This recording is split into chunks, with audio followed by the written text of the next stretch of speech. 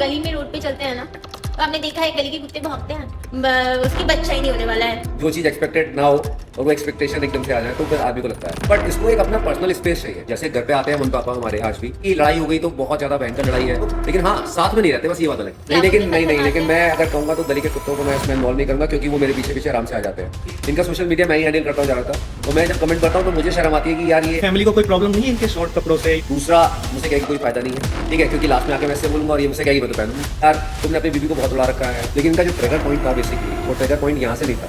Trigger point था इनकी mummy की डेथ। हाँ, इनकी मम्मी की डेथ हुई थी ओवरवेट होने की वजह से, उनको हार्ट अटैक हुआ।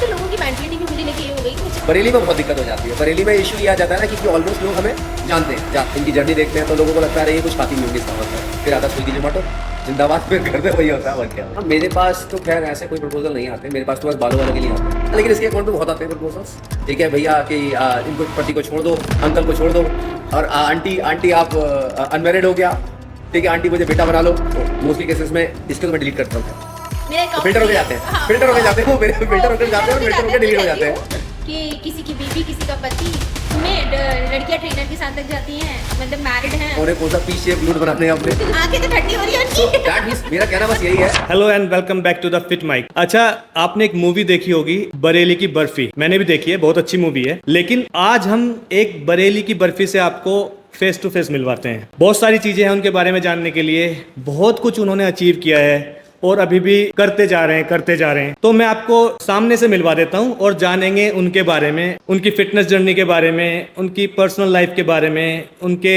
रिलेशन के बारे में, उनके बच्चों के बारे में, उनके करियर के बारे में, सब कुछ। तो मैं मिलवाता हूं आपको सीधा बरेली की बर्फी से। First of all thank you so much कि फिट माइक ने मुझे इनवाइट किया और मेरी जर्नी मुझे शेयर करने का मौका मिल रहा है आप लोग के सामने।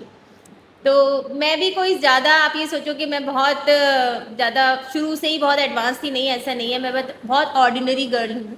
और जब मैंने स्टार्ट की थी अपनी जर्नी तो उस टाइम जिम का कोई क्रेज़ भी नहीं था, कोई लोग जिम जाते भी नहीं थे। इवन पेरेंट्स को भी लगता था कि जिम तो लड़कियों को जाना ही नहीं चाहिए, क्योंकि जिम लड़कियों के लिए बना ही नहीं। बस कैसे स्टार्ट किया वो सारी चीज़ें इस पूरे आपको पॉडकास्ट में सुनने को मिलेंगी, और बाकी मेरे हस्बैंड बताएंगे आपको। नहीं ये तो है, खैर काफ़ी इन्होंने ट्रांसफॉर्म किया और फिट माइक ने हमें यहाँ पर आने का मौका दिया कि हम यहाँ पर आएँ और अपनी जर्नी बताएं।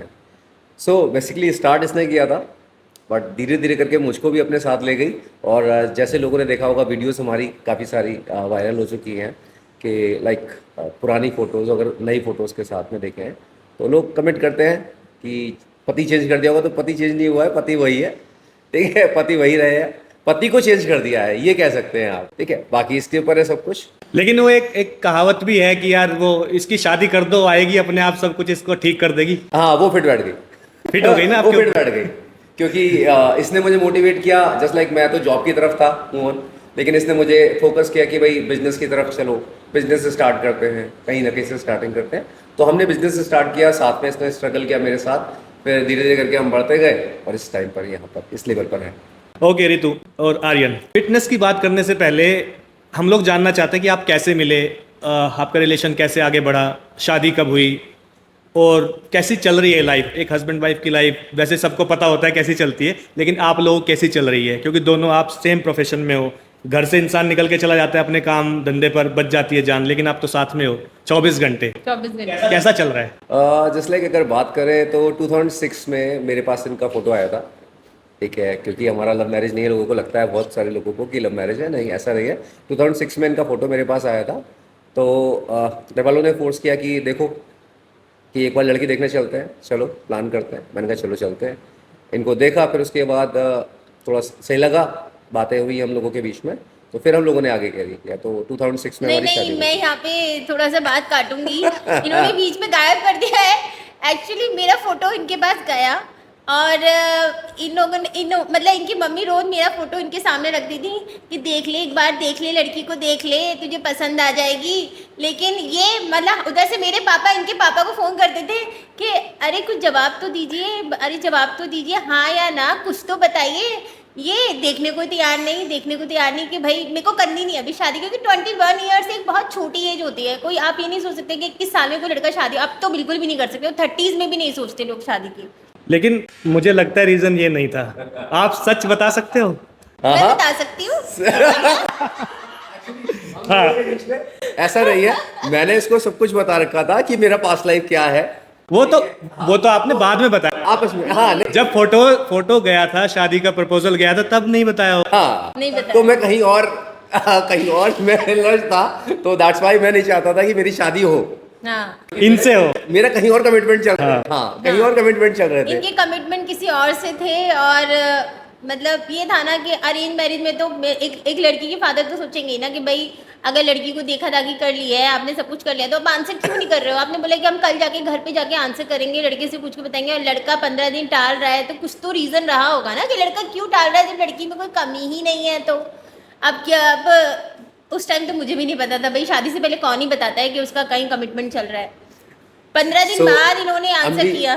15 दिन बाद आंसर किया, लेकिन हम दोनों जब मिलने आए थे तो हम लोग दोनों ही लोग एक दूसरे से मना करने आए थे कि नहीं यार मैं तुझसे शादी नहीं करूंगा, और ये कहती थी मैं तुझसे शादी नहीं करूंगी, क्योंकि मेरे को नहीं करनी थी इतनी कम एज इतनी कम एज में से करनी नहीं थी, और मुझे किसी और वजह से नहीं करनी थी। लेकिन हमारे दोनों के फैमिली साथ में बैठे रहे तो हम बोल ही नहीं पाए कि हमें शादी करनी नहीं है। पूछा तुम्हें खाना बनाना आता है? मैंने कहा नहीं मुझे तो खाना बनाना आता ही नहीं है। अच्छा तुम्हें सिलाई कढ़ाई बुनाई कुछ आती है? मैंने कहा नहीं मुझे तो कुछ भी नहीं आता है। मैंने सोचा किसी बात पे तो वो ये कहते हैं कि नहीं लड़की को कुछ नहीं आता है, हमें करनी नहीं है इससे शादी। तो इनकी मम्मी का कहना ये था कि नहीं कोई बात नहीं, कुछ नहीं आता बेटा, कोई बात नहीं, हम सब सिखा देंगे। बट वो ही होता ना, राम मिलाए जोड़ी, तो कहाँ जाएंगे? जिसकी जिससे जहाँ लिखी गई है तो होनी है, है। उसे कोई रोक तो सकता नहीं है। अच्छा, तो मुझे समझ आ रहा है दोनों को ना करनी थी, लेकिन ये ना हाँ में कैसे बदली? क्या रीज़न रहा आपका मिलने के बाद? कुछ प्रेशर रहा फैमिली का, या आप एक दूसरे को पसंद आ गए? ये भी थोड़ा जानना है। नहीं, थोड़ा दिन जब हम आपस में मिले, क्योंकि लोगों जब घर वालों ने फोर्स किया कि जाओ एटलीस्ट कम से कम मिलकर तो आओ, एक बार मिलोगे तो थोड़ा सा पता चलेगा कि नेचर क्या है। तो हम लोग 2-3 बार मिले, तो उसके बाद हम लोग थोड़े से क्लोज आ गए कि हाँ ठीक है हमें करनी चाहिए शादी। दैन उसके बाद मैंने हाँ कर दी थी और उसने भी हाँ कर दी थी। फिर पुरानी वाली ने ना कर दी। ना ही नहीं कर ना नहीं करी थी। पुरानी वाली ने ना कर दी, इसलिए नहीं चलो अच्छा है कि उसने मुझे ना कर दी, तो चलो ये भी कहीं मेरे हाथ से ना निकल जाए तो इसे नहीं तो ऐसा पकड़ ही लूं। ऐसा नहीं है, ऐसा नहीं है, सच यही है। अब पुराने वाली को बोलूंगा नहीं, लेकिन हाँ पुराने वाली को मैंने फोन करके कहा मेरे नाना जी ने मना कर दिया तुमसे शादी करने के लिए, तो दैट्स व्हाई मैंने कट ऑफ कर दी। लेकिन इन मतलब आदमी जो होते हैं, मेल जैसे मैं और आप दोनों हैं, ये फितरत होती है, वो सबको मैनेज करके चलता है। तो आपने कोशिश नहीं की मैनेज कर लेता हूँ? नहीं, फिर उसके बाद मैंने बात भी नहीं की। मैंने एक्चुअली में जिस दिन हमारी शादी थी और जिस दिन हम साथ में बैठे थे फर्स्ट टाइम, तो मैंने इन्हें सारे लेटर्स दे दिए थे पुराने, क्योंकि सारे लेटर्स चलते थे एक्चुअली उस टाइम पर, ये मैसेज वगैरह ज़्यादा नहीं थे 2006 में। तो मैंने इन्हें सारे लेटर दिए, मैंने कहा देखो ये लास्ट था, ये मेरा पास्ट है, ये था और रहेगा, बस उसके बाद खत्म। उसके बाद मैंने खत्म कर दिया। तो इन्होंने अब क्या किया उस लेटर से मुझे आज तक नहीं पता। सच बोल रहे हैं? हाँ सच बोल। शादी से अगले दिन लड़की सोचती है कि वो अपनी ससुराल जाएगी, उसका हस्बैंड उसे इतना बढ़िया सा गिफ्ट देगा। ऑब्वियसली बात है, सबको लगता है ना कि शादी के बाद हस्बैंड गिफ्ट देगा।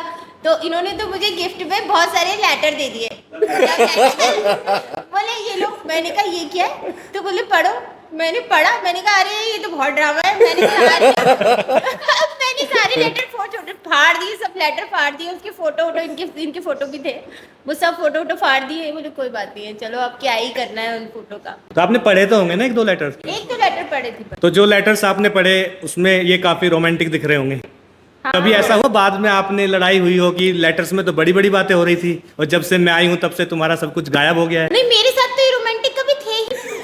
पॉइंट है, मतलब अभी आपको देख के, हम दोनों देख के साथ में ऐसा लग रहा है कि मतलब कि शायद हमारी लव मैरिज है। इवन आप ही नहीं, अब कोई भी देखता है ना तो वो यही बोलता है कि इन लोग की लव मैरिज है, ये उल्लू बनाता है, इनकी अरेंज मैरिज हो ही नहीं सकती।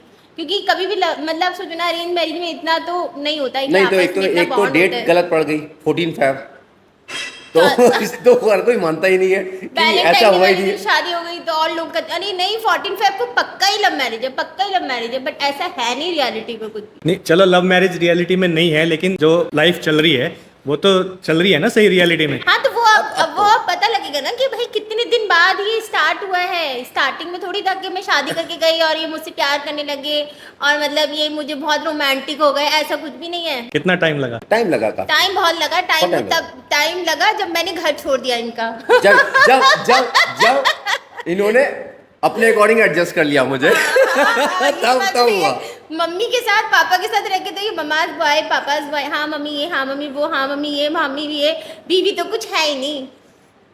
मैंने कहा पहले यही सारा खत्म ये करना system पड़ेगा, खत्म करो। तब जाके ये मुझे देखेंगे कि भैया मेरी बीवी भी है, वरना तो बीवी कुछ कहीं दिखती नहीं, बीवी कहीं दिखती नहीं। ये ना आपको तो पड़ेंगी, मुझे भी पड़ेंगी चीजें आज कमेंट में। सही में कहना तुम भी तो ऐसे ही हो। तो ऐसा क्या हो गया कि घर छोड़ने पे नौबत आ गई आपकी? एक्चुअली क्या होता है ना, देखिए एक तो प्रॉब्लम ये थी कि मेरी एज बहुत कम थी, मतलब 21 साल में आपको इतनी अकल होती भी नहीं है कि आपको फैमिली को कैसे संभालना है, कैसे मैनेज करना है, ठीक है। जब इनकी फैमिली मुझे देखने आई थी तो इनकी फैमिली का कहना ये था कि हमारी 2 बेटियां हैं बट हम बहू नहीं बेटी लेके जा रहे हैं, और अभी इसने ग्रेजुएशन किया है, ये जितना पढ़ना चाहेगी ये पढ़ेगी, ठीक है, ये जो करना चाहती है हम इसे कराएंगे। लेकिन जब मेरी शादी हुई और शादी होने के बाद जब मैं इनके घर पहुँची हूँ तो मतलब ऐसा नहीं है कि उन्होंने मुझे कहा नहीं कि तुम पढ़ नहीं सकती हो, पढ़ सकती हो, लेकिन आप कुछ सोचो ना, 21 साल में शादी हुई, मैं सोची गई थी कि मैं अभी इतनी जल्दी बेबी प्लान ही नहीं करूँगी, मतलब अभी मुझे अपने ऊपर फोकस करना है। पापा ने मुझसे बोला बेटा तू शादी कर ले, फैमिली बहुत अच्छी है और तुझे पढ़ाएंगे आगे, ऐसा नहीं है कि तू जाते ही गृहस्थी में फंस जाएगी। बट ऐसा हुआ नहीं, इसका जस्ट उल्टा हो गया। अब मैं शादी हुई, शादी के 4-5 महीने बाद ही इनकी मम्मी इनसे कहने लगी कि एक्चुअली उसी टाइम इनकी मौसी की बेटी की भी शादी हुई थी, वो 1 महीने बाद ही प्रेग्नेंट हो गई। अभी क्या इनकी मम्मी 6 महीने हो गए, हालांकि ये भी नहीं चाहते थे बेबी इतनी जल्दी, ये भी सोचते थे कि 3-4 साल, ये भी छोटी थी कि 3-4 साल बाद ही हम लोग जब सेटल हो जाएंगे तब हम बेबी प्लान करेंगे। तो बट क्या था कि इनकी मम्मी इन्हें बिठा लेती थी ड्राइंग रूम में और कहती थी देख सब रिश्तेदार बातें बना रहे हैं कि लग रहा है तेरी उसकी बच्चा ही नहीं होने वाला है, मतलब कि ऐसा लग रहा है कि लोग आपको पता है ना कि बातें करना शुरू कर देते हैं। आज पुराने टाइम पर तो ज्यादा करते थे कि देख कि अरे उसकी देखो यार शादी उसके हुई। लड़का नहीं हो रहा है, तो अब ये साबित करने के लिए आपको करना पड़ेगा। तो बोले कि भाई मैं नहीं, ऐसा इनसे नहीं है। कहती थी कि तुम अपनी मम्मी के चक्कर में मत पड़ना और शादी हम मतलब बेबी हम 3-4 साल बाद ही प्लान करेंगे। बट क्या था ना कि वही बात, मम्माज बॉय, मम्मा की तो सुननी है, बीवी की थोड़ी सुननी है। तो बस शादी के 8 महीने हुए थे तभी मैं प्रेग्नेंट हो गई। अब जिस दिन से मैं प्रेग्नेंट हूँ ना उस दिन से मेरे दिमाग इतना ख़राब हो गया ना, 15 दिन बाद ही मेरी लड़ाइयाँ शुरू हो गई, मतलब 15 डेज बाद ही मेरी लड़ाइयाँ इतनी भयंकर शुरू हो गई इनकी मम्मी से, इनके घर में सबसे लड़ाइयाँ शुरू हो गई। मतलब कुछ कहते हैं ना भाई कि मूड स्विंग बोल सकते हैं, यू कैन से हाँ, मूड स्विंग्स, mood swing भी बोल कि सकते एकदम हो से आप। अचानक से जो चीज एक्सपेक्टेड ना हो और वो एक्सपेक्टेशन एकदम से आ जाए तो फिर आदमी को लगता है। एज भी कम थी, एज भी मेरी कम क्योंकि वो थी, इतने age भी यू कैन से कि लाइक उस टाइम पे बच्चे ही होते हैं उस टाइम पर, अगर आज की डेट में बोले तो बच्चा ही है, तो उतना सोचने समझने की तो होती नहीं कि आदमी क्या बोलेगा क्या नहीं बोलेगा उस टाइम पर। अच्छा, अभी आपने बोला कि ये मम्माज बॉय मम्मी की बातें सुनते थे, तो मैं जानना चाहता हूँ लड़कियों को क्या प्रॉब्लम है किसी की माँ से?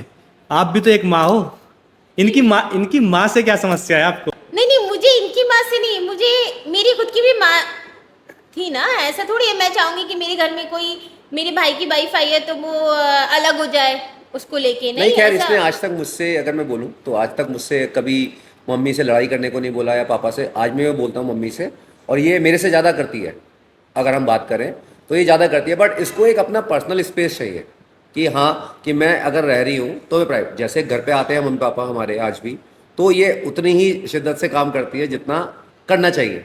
तो ऐसा नहीं है कि लड़ाई हो गई तो बहुत ज़्यादा भयंकर लड़ाई है, कुछ नहीं ऐसा, मिलके रहते हैं हम लोग, लेकिन हाँ साथ में नहीं रहते, बस ये बात अलग की है।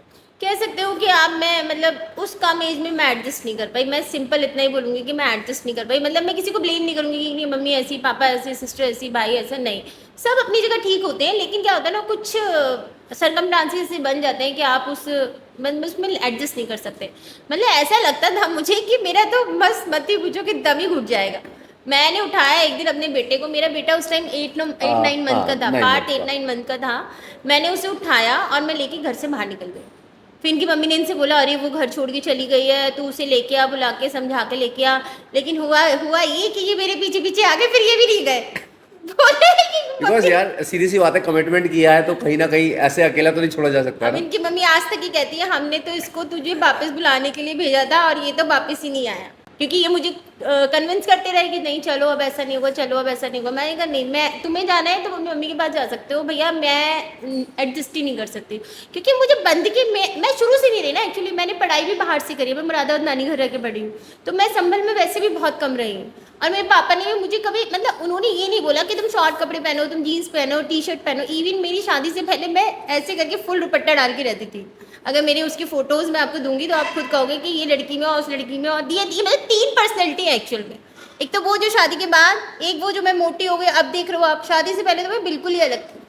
मतलब पापा ने ये नहीं कहा कि तुम कुछ कर नहीं सकते, तुम सब कुछ कर सकती हो, लेकिन कपड़ों पे ध्यान दो। ये नहीं है कि छोटे कपड़े पहन लोगी, शॉर्ट्स पहन लोगी, इवन जीन्स। और आप सोचो कि हम गले में दुपट्टा भी डाल के नहीं घूम सकते। संभल एक ऐसा शहर है ना जहाँ के लोगों का माइंड ना बहुत नैरो है, वहाँ आप आज भी नहीं पहन सकते हो जीन्स, वहाँ की ये हालत है। छोटे शहरों में थोड़ी प्रॉब्लम होती है कपड़ों को लेकर, बड़े शहर में शायद अब नहीं है उतनी ज़्यादा, लेकिन छोटे शहरों में हमें देखना पड़ता है कि हाँ क्या पहनकर जाना है।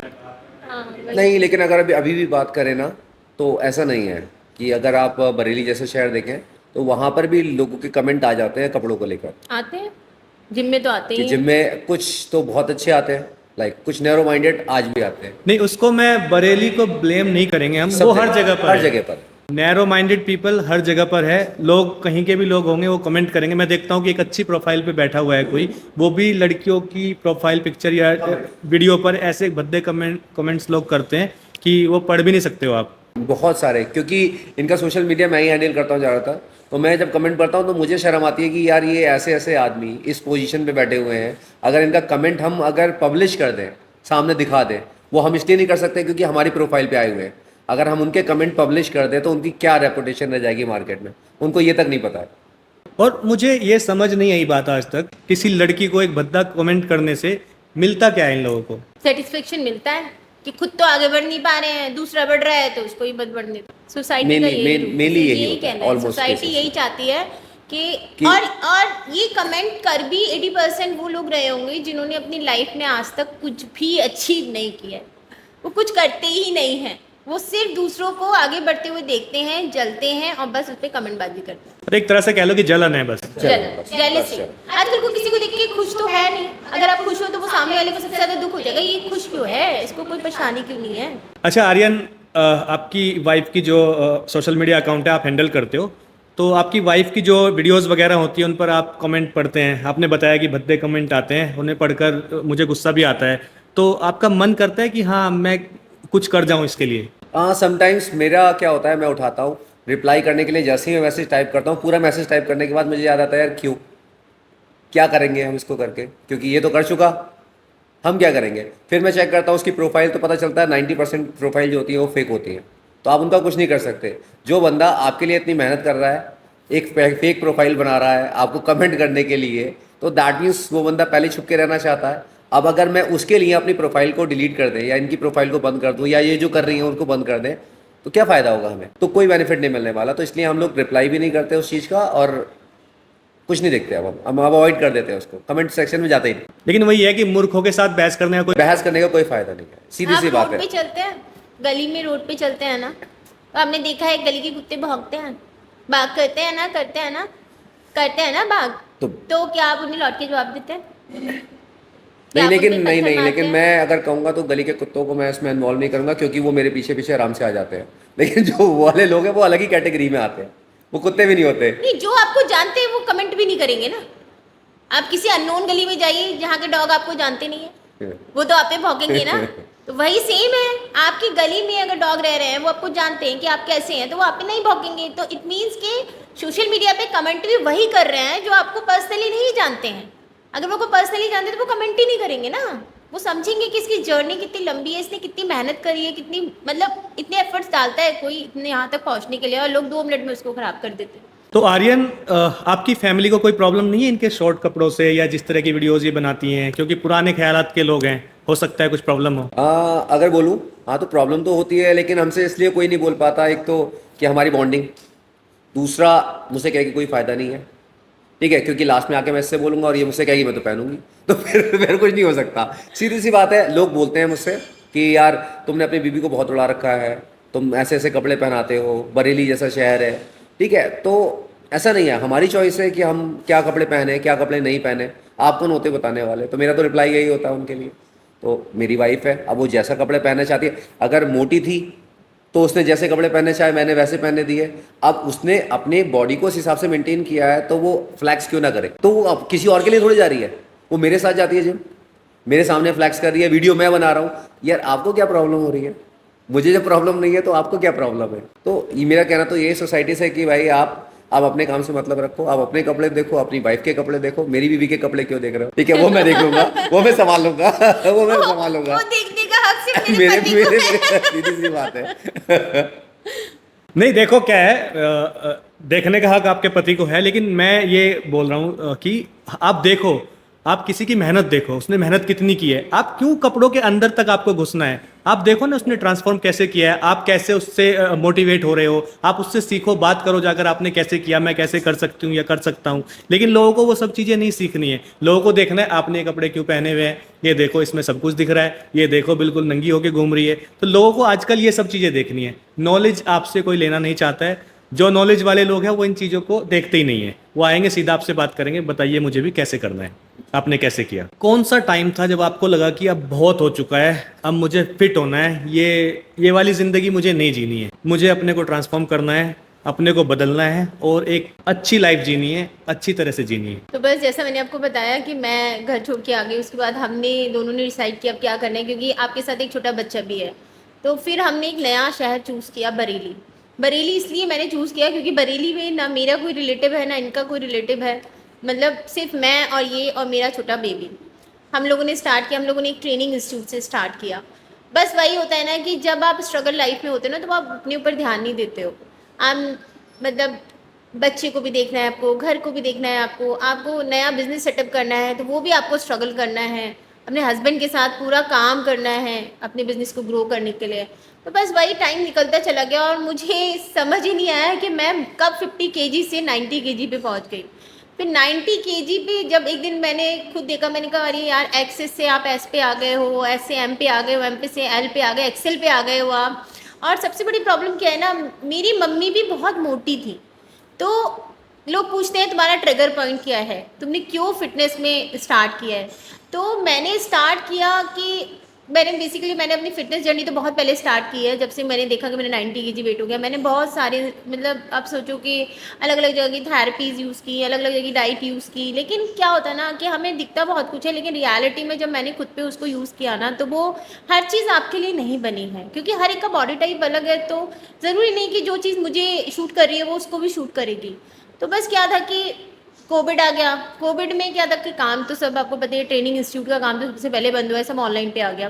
तो मैंने सोचा क्यों ना मैं अपने लिए टाइम निकालूं, अपने लिए कुछ रूल्स बनाऊं। तो मैंने अपने लिए कुछ रूल्स बनाए। मैंने सोचा कि जो लोग किचन में जा रहे हैं, मेरी फैमिली में भी सबको नया नया अच्छा अच्छा खाने का शौक है, तो मैंने कोविड में मैं अच्छी कुक भी हूँ, मैं अच्छा खाना भी बनाती हूँ। ऐसा नहीं है कि मैं फिटनेस ही कर रही हूँ, बिजनेस ही कर रही हूँ, मैं खाना भी बहुत अच्छा बनाती हूँ। और बस मैं इनकी फैमिली को भी टाइम मिला कि भाई हमने तो सालों से अपनी बड़ी बहू के हाथ का खाना ही नहीं खाया है, तो चलो क्यों नहीं अच्छी अच्छी। रोज़ इनके पापा सुबह उठते थे, मुझे कहते बेटा आज क्या बनेगा? ठीक है पापा जी ये बनेगा। तो सुबह का नाश्ता, दोपहर का लंच, रात का डिनर, सब अलग अलग तरीके की डिशेस मैंने बनाई। लेकिन आप देखो कि इतनी डिशेस बनाने के बाद भी मैंने लेकिन कभी इसने क्या किया, इसने सबको खिला के मोटा किया, खुद एक भी नहीं खाया। सबने सबको खिलाया, जो जो भी बन रहा है घर में, लाइक चाहे मालपुआ बने, चाहे पाव कुछ भी भाजी बने, बने, पाव भाजी जलेबी बने, बने। सब खाओ। मैं नहीं खाऊंगी, मैं तो देखूंगी। इनकी मम्मी कहती थी मैं देखूंगी बस। तुम सबको खिलाती हो, थोड़ा सा टेस्ट कर लो। मैंने कहा नहीं मम्मी जी मैं टेस्ट नहीं करूँगी। बस घर में क्या था कि 2 डंबल, और इनके घर में क्रॉस ट्रेनर भी है और ट्रेडमिल भी है। तो मैंने घर से स्टार्ट किया। मैंने सोचा डंबल से थोड़ा स्ट्रैंड ट्रेनिंग पे काम करती हूँ और कार्डियो करती हूँ। डेली 10 से 12 हज़ार मैं अपने स्टेप गिनती थी। एटलीस्ट मैं 800 से 1000 तक कैलोरीज बर्न करती थी। अपनी डाइट पे भी ध्यान देती थी। तो मैंने देखा कि 6 मंथ जब तक ट्रेनिंग सेंटर पे आप मतलब कोविड तो 3 महीने बाद खुल गया था, लेकिन ट्रेनिंग सेंटर्स ऐसे होते हैं ना इंस्टीट्यूट के, वहाँ के बच्चों को नहीं भेजते हैं। 6 मंथ मुझे टाइम मिला, तो मैंने 6 मंथ सिर्फ अपने ऊपर भी काम किया। वहाँ मैंने खुद से 15 किलो वेट कम किया। अब सोचो 15 केजी बहुत बड़ा नंबर होता है, और उसके लिए जिसको अभी कुछ नॉलेज ही नहीं है फिटनेस की, सिर्फ खुद से एक्सपेरिमेंट कर करके। फिर जब कोविड ख़त्म हुआ तो मैंने जिम ज्वाइन किया। ये जिम नहीं गए, ये मुझसे बोले कि चलो मैं तुम्हें जिम ज्वाइन करा देता हूँ। तो मेरे पास ही गोल्ड जिम है, तो मैंने वहाँ पे जाके ज्वाइन किया। जब मैं गोल्ड जिम गई तभी मुझे लगा कि मैं 75 केजी की हूँ अभी, लेकिन मुझे अभी भी ट्रांसफॉर्म करने की ज़रूरत है, क्योंकि आप भी देखते होंगे ना कि अगर आप फैट लॉस जर्नी पे हो तो आपका कहीं ना कहीं एक जगह पे आगे वेट स्टक हो जाता है, फिर वो नीचे नहीं आता, फिर आपको कुछ और चेंजेस करने पड़ेंगे। तो मैं गई जिम, मैंने उन लोगों ने कहा फ्रंट से खड़े हो, साइड से खड़े हो, उधर से खड़े हो, उधर से, वो सब फोटोज़ वगैरह खींचते हैं, आपको पता ही है। फिर मैंने कहा कि यार अब तो मेरा वेट 1 किलो भी नहीं जा रहा, 75 पे रुक गया है, तो मैंने जो चेंज करते हैं, तो मैंने बहुत क्रैश डाइटिंग की, मैं 0 कार्ब्स पे आ गई। अब सोचेंगे कि मैम आप तो आपने कोई डाइटिशियन का कोर्स तो किया नहीं है, तो आपने कैसे अपनी डाइट मैनेज की? तो ऐसा नहीं है, मैंने बहुत लोगों से कंसल्ट करके अपनी डाइट बनाई। 0 कार्ब्स पे आ गई, कोई कार्ब्स नहीं, कोई रोटी नहीं, कोई चावल नहीं, शुगर नहीं, बिल्कुल सब गायब कर दिया। और 6 मंथ मैंने वो लग के ट्रेनिंग करी है ना, मतलब जिम वाले भी इस चीज़ को सोचते हैं कि इस लड़की ने कहाँ से कहाँ पहुँच गई है। 75 से मतलब आप सोचो सीधे मैं 59 पे आ गई। लेकिन इनका जो ट्रिगर पॉइंट था बेसिकली, वो ट्रिगर पॉइंट यहाँ से नहीं था। ट्रिगर पॉइंट था इनकी मम्मी की डेथ। हाँ, इनकी मम्मी की डेथ हुई थी ओवरवेट होने की वजह से, उनको हार्ट अटैक हुआ था। तो वो जाते जाते कह के गई थी कि बेटा तू मेरी तरह मत होना। बेसिकली इनका ट्रिगर पॉइंट वहाँ से स्टार्ट हुआ था, क्योंकि इनके घर में सारी ही जितने भी फीमेल्स हैं, इनकी चाहे मौसी हैं, उनकी डेथ हुई है, वो भी ओवरवेट होने की वजह से उनको भी हार्ट अटैक हुआ था। ठीक है, अभी सारी की सारी जितनी फीमेल इनके घर में सारी ऑलमोस्ट मोटी हैं अभी भी। अगर आप देखेंगे इनकी छोटी बहनें भी हैं तो वो इनसे आपको एज में लगेंगी, इनसे भी ज़्यादा बड़ी है एज में, तो वो सब हेल्दी हैं। अराउंड किसी का 110 केजी हो गया, किसी का 80 केजी है, किसी का 90 केजी वेट है, तो बहुत ज़्यादा है। तो उनका ट्रिगर पॉइंट बेसिकली वही मानते हैं कि मम्मी की डेथ से। उसके बाद से इनको एकदम से लग गया कि नहीं, मुझे इस सिचुएशन में नहीं जाना है, मुझे इससे बाहर निकलना है। तब से इन्होंने स्टार्ट मुझे किया। साइकिल को तोड़ना ही तोड़ना है, इफ एनी हाउ। अब तो आप सोचो कि ऐसा होता है कि मैं, मतलब कोई मुझसे कहता भी, इनकी फंक्शंस में, इनकी पार्टीज़ में जाती हूँ ना, तो अब तो लोगों की मेंटलिटी भी मुझे लेके ये हो गई कि मुझसे कोई कहता ही नहीं खा लो। मतलब मैं जाती भी ना तो कहते हैं अरे ये तो कुछ खाएगी नहीं, इसके लिए तो सैलेड रेडी कर दो। तो वो सोच आपको ना सामने वाले के माइंड में आपको डालनी नहीं है, उसकी सोच आपके लिए वैसी बन जानी चाहिए कि वो आपसे कभी बोले ही ना कि तुम चाय पी लो, तुम समोसा खा लो। क्योंकि अगर वो बोलेगा तो 1% आपको लगेगा ना कि चलो मैं खा ही लेती हूँ। जब वो सामने वाला खुद ही बोल देगा अरे ये तो खाती नहीं है, तो एक बार को आपका मन भी होगा ना, तो भी आप सोचोगे यार मैं खा नहीं सकती क्योंकि मेरी बेइज्जती हो जाएगी यार। बेइज्जती हो जाएगी। ऑलमोस्ट केसेस में यही होता है। हम जब रेस्टोरेंट में जाते हैं किसी, और हम तीनों बैठे होते हैं कि मेरा बेटा, मैं और ये, हमने ऑर्डर किया, हमने पास्ता आया रखा है सामने, वाइट सॉस पास्ता रखा है, गार्लिक ब्रेड रखी हुई है, और ये और पीछे से एक आदमी, एक लेडी और उनके हस्बैंड आए, वो कहते अरे मैम आप यहाँ, हाँ। आप यहाँ पे क्या कर रही हैं? आप तो यहाँ पे आ ही नहीं सकती, खा ही नहीं सकती यहाँ पर। अब तो मुझे अब ये बैठ के हमारी शक्ल है कि हम दोनों पास्ता खा रहे हैं। ये हमारी शक्ल देखती है बैठकर वहाँ पर ग्रीन टी पीते हुए। तो that is the funny point कि जब ऐसा होता है बहुत सारा, तो ये अगर खाने की कोशिश भी करती है ना, तो कोई ना कोई ऐसा मिल जाता है जो कहता है अरे मैम आप यहाँ कैसे, तो बस इसका खाना वही छूट जाता है पूरा तुरंत। अब तो मैं सोचती हूँ कि थोड़ी फिट हो गई तो चलो एक आध बाइट, तो इसलिए इसे दिल्ली आना पड़ता खा है सकती खाने के लिए, जैसे कुछ खाना होता है पास्ता वास्ता। बरेली में तो ऑलमोस्ट केसेस में ऐसा नहीं होता कि ये कुछ खा ले। नहीं ऐसा नहीं है कि मैं दिल्ली आके पास्ता खाती हूँ। बरेली में बहुत दिक्कत हो जाती है। बरेली में इशू ये आ जाता है ना कि ऑलमोस्ट लोग हमें जानते हैं, ज़्यादातर लोग। ठीक है, तो मॉल अगर जाते हैं, क्योंकि वहाँ पर इतना बड़ा नहीं है ना, लाइक बहुत छोटा सा शहर है, ज़्यादा बड़ा शहर नहीं है, तो दैट्स वाई वहाँ पर क्या होता है, मॉल गए तो वहाँ पर लोग मिल जाते हैं, वहाँ पर लोग जान पहचान के हैं। ठीक है, अगर आप बाहर निकलते हैं किसी शॉप पे जाते हैं तो वो भी जान पहचान का होता है। अब इनको वो देखते ही हैं, इनकी जर्नी देखते हैं, तो लोगों को लगता है अरे ये कुछ खाती नहीं होंगी इसका मतलब, तो वही सेम चीज़ चलती है। फिर आता है स्विगी जोमेटो जिंदाबाद, फिर घर में वही होता है और क्या होएगा।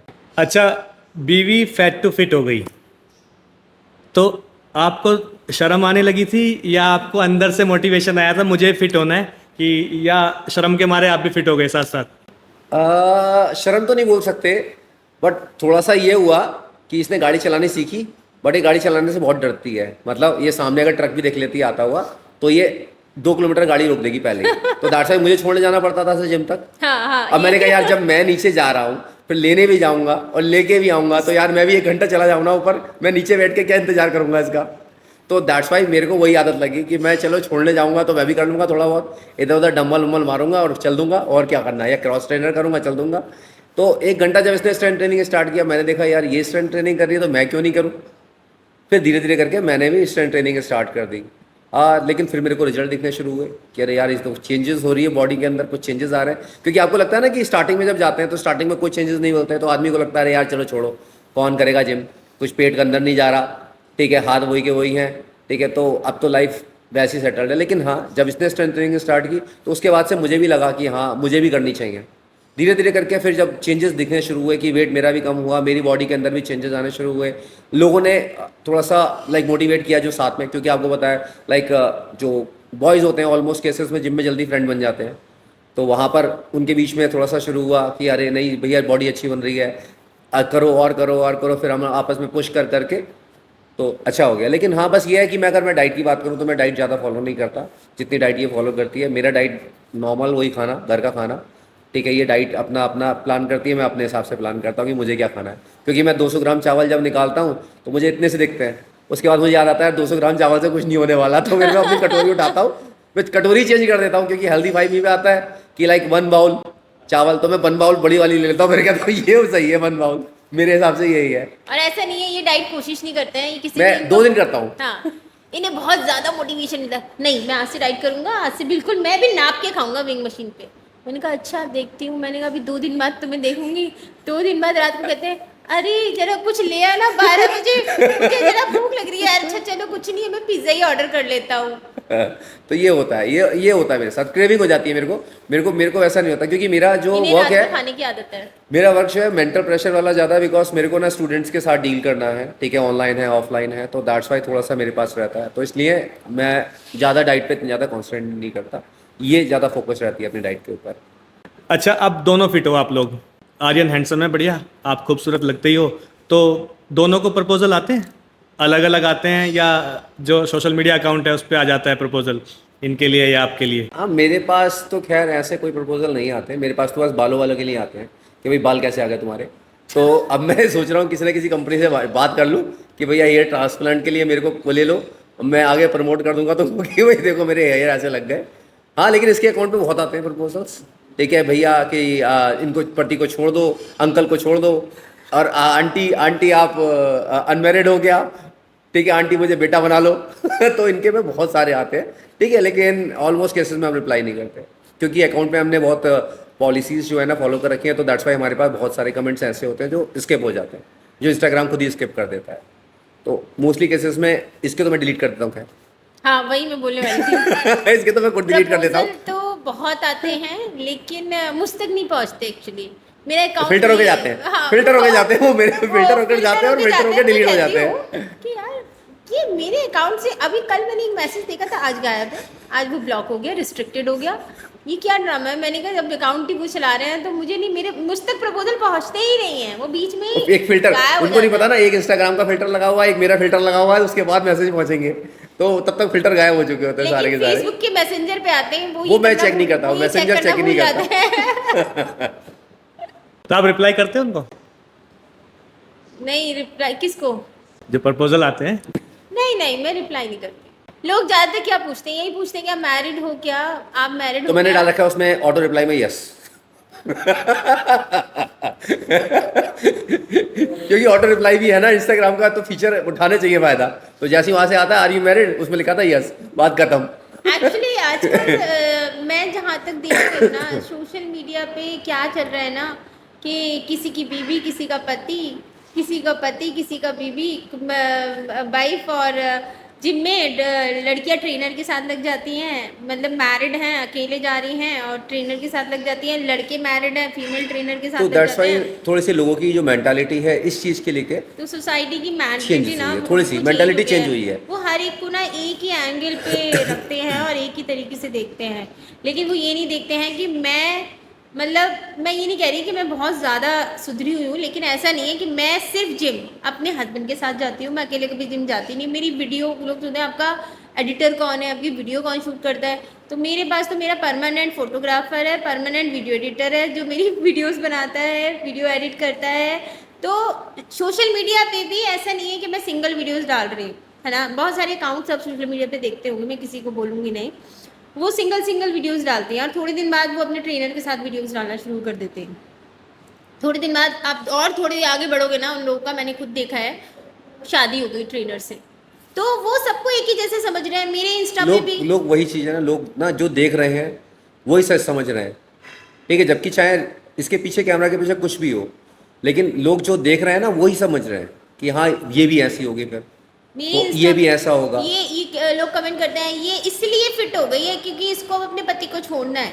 मोस्टली केसेस ये होता है। अब इसका भी पति ये पता नहीं कौन से ड्रम में बंद मिलेगा, तो वो मतलब अब बहुत सारे लोगों के कमेंट आते हैं, ठीक है अंकल अब क्या कर रहे होंगे, तो मैंने एक रील भी डाली, मैंने कहा लो अंकल को भी देख लो अंकल भी है, तो आप उस पर भी विश्वास नहीं करते, कहते नहीं ये अंकल ही नहीं है, ये ट्रेनर है, लड़का ही चेंज कर दिया है। तो अब लोगों को वो भी विश्वास नहीं हो रहा, तो क्या किया जाए। लोगों ये दोनों पति पत्नी बेवकूफ बेवकूफ बना रहे हैं, एआई से कर देते हैं, एआई से सब कर ये। लेते हैं और एआई की फोटो डाल रहे हैं, ये या फिर रिवर्स डालते हैं वीडियो डाल देते हैं। अपने बच्चों की फोटो डाल रहे हैं, अंकल आंटी अपने बच्चों की फोटो मत डाला करो। तो बहुत सारे र्यूमर्स आते हैं ऐसे, तो वैसा नहीं है। सोशल मीडिया पे ना ज्ञान देने वाले बहुत लोग हैं, मतलब ज्ञान भरा पड़ा है लोगों के अंदर, खुद कुछ नहीं किया होगा लेकिन दूसरों की वीडियोस पे ज्ञान देने बहुत लोग आ जाते हैं। अच्छा, रितु का अकाउंट है जिसमें एक में 250K फॉलोअर्स हैं और एक दूसरा भी है 150K फॉलोअर्स हैं। मैंने आपका भी देखा, आपके 11,000 हैं कुल। सारी मेहनत आप कर रहे हो, वीडियो शूट आप करते हो, एडिट आप करते हो, इवन वीडियो में भी आप होते हो, तो ये आदमी के साथ इतना भेदभाव क्यों करती है जनता? अगर हम नॉर्मली उठा के देखें, लाइक अगर इनसाइट्स की बात करते हैं, तो जितनी भी फीमेल इन्फ्लुएंसर हैं उनके अगर आप देखेंगे ना, तो मोस्टली केसेस में 90 to 98% मेल्स हैं जो उनके फॉलोइंग में हैं। तो दैट मीन्स मुझे ये समझ में नहीं आता कि क्या वो उनसे क्या फॉलो करके क्या कर रहा है, ठीक है। अरे ऐसे मत बोलो, फॉलो गायब हो जाएंगे। नहीं होंगे, अरे फॉलोअर गायब नहीं होंगे, फॉलोअर गायब नहीं होते कभी भी, ठीक है। तो वो उनको फॉलो कर रहे हैं, ठीक है। जस्ट लाइक मैं बात करूंगा, कुछ इन्फ्लुएंसर हैं वो ग्लूट का वर्कआउट करती हैं और उसमें आधे से ज़्यादा जो कमेंट होते हैं वो मेल के होते हैं, ठीक है। वो कौन सा ग्लूट वर्कआउट कर रहे हैं या उन्हें कौन सा पी शेप ग्लूट बनाने हैं अपने सीधी सी बात है। तो ये समझ में नहीं आया, तो फिर भी आंखें तो ठंडी हो रही है सो दैट मीन्स मेरा कहना बस यही है कि जो फीमेल है उनके पास कंटेंट होता है, हमारे पास कंटेंट नहीं होता, तो दैट्स वाई उनके फॉलोअर जल्दी बढ़ते हैं, क्योंकि इनके दोनों अकाउंट मैंने बढ़ाए और मैंने ग्रो होते हुए देखे हैं। तो दैट्स वाई कोई बिलीव नहीं करेगा कि जो ऑर्गेनिक ग्रोथ हुई है वो इनके अकाउंट में मुझसे ज़्यादा हुई है, क्योंकि मैंने और दोनों ने स्टार्ट किया था।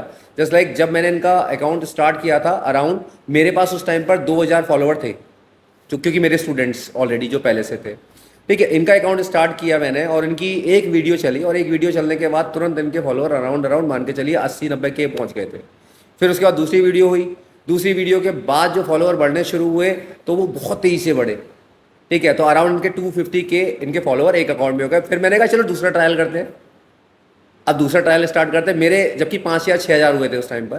फिर दूसरा मैंने ट्रायल किया, इनका दूसरा अकाउंट बनाया, अगेन सेम थिंग, मतलब एक साल के अंदर अंदर 150K से ऊपर चले गए और मेरे वही 10-11 हज़ार पहुँचे। वो भी कब, जब मेरी वीडियोस एटलीस्ट कम से कम 10 से 12 वीडियोस ऐसी गई हैं जो 108 मिलियन है, 75 मिलियन है, 38 मिलियन है, अराउंड इस टाइप से गई है, तब जाकर मेरे 11 हज़ार करीब हुए। और उसमें भी मैं अगर नहीं होंगे तो ऑलमोस्ट मेरे स्टूडेंट्स होंगे ज़्यादातर, ठीक है। तो मैं तो बस इतना कहूँगा कि फीमेल के पास शायद कंटेंट अच्छा होता होगा, हमारे पास कंटेंट अच्छा नहीं होता, दैट्स वाई नहीं बढ़ पाते। तो भाई हमें भी फॉलो कर दिया करो, लड़कों को भी कर दो भाई, लड़कियां तो हमें करती नहीं है, साले लड़के भी हमें फॉलो नहीं करते हैं तो भाई ठीक है, आप लड़कियों को फॉलो करो लेकिन हमारा भी ध्यान रखो, हमारे पास ज़्यादा कुछ है नहीं। कंटेंट बनाइए ना, तभी तो लोग फॉलो करेंगे। आप भी कंटेंट बनाइए। नहीं तो फिर हमें भी कल से ग्लूट्स वर्कआउट करना पड़ेगा ग्लूट्स वर्कआउट करना पड़ेगा फिर। आपको भी कैमरा का एंगल वहीं से शुरू करना पड़ेगा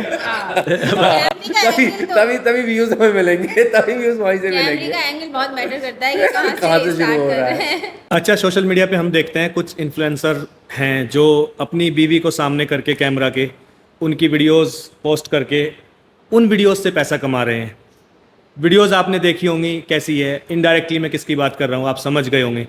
तो आपने कभी ऐसी कोशिश की है या आपको ये चीज़ें अलाउड नहीं है? देखिए, हम लोग देख रहे हैं बहुत सारे इन्फ्लुएंसर हैं जो अपनी बाइक को आगे करके पैसा कमाने की कोशिश कर रहे हैं उनकी बॉडी को दिखाकर, क्योंकि उन्हें पता है कि इससे वो जल्दी फेम ले सकते हैं, क्योंकि उनकी वीडियो तो चल नहीं रही है, लेकिन जो वीडियो वो दोबारा दूसरी दिखा रहे हैं तो वो वीडियोस चल रही है। लेकिन अगर आप देखेंगे उनके कमेंट सेक्शन में जाके या फिर आप चेक करेंगे पूरा का पूरा, तो आपको पता चल जाएगा कि कौन सा यूथ इनको फॉलो कर रहा है और आगे जाकर क्या होने वाला है इस चीज़ का। तो हमारी एक लिमिटेशन है, हम उस लिमिटेशन तक रहते हैं।